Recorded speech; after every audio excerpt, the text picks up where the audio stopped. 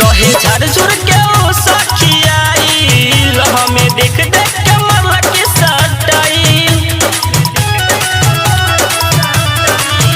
रहे झाड़ झुर के ओ सखियाई हमें देख देख के मरला के सटाई।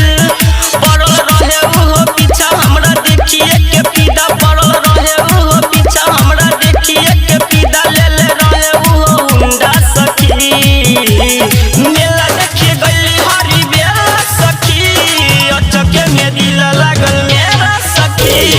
मेला देखे गली हरी बेला सखी अचके में दिल लागल मेरा सखी। विकास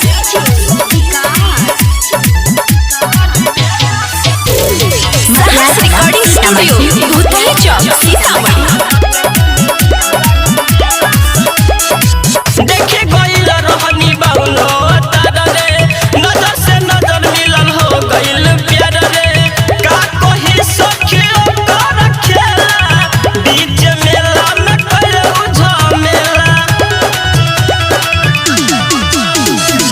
देखे गइल रहनी बाउलो तारा रे नजर से नजर मिलन हो गइल प्यार रे।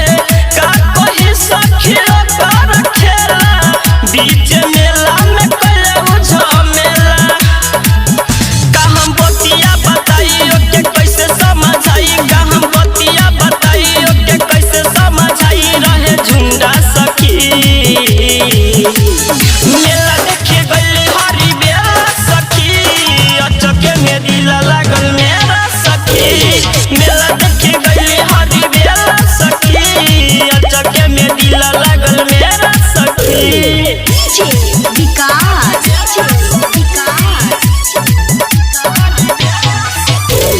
मटियार कला सीतामढ़ी।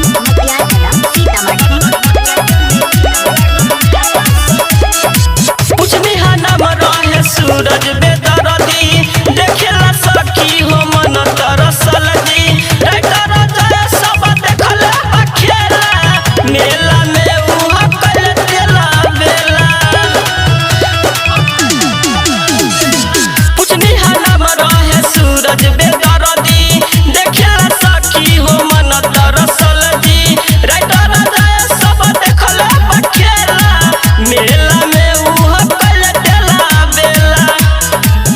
केहुली ही न पकड़ हमके लागल बड़ी डर केहुली ही न पकड़ हमके लागल बड़ी डर। हमें कए जगे ढूंढा सखी।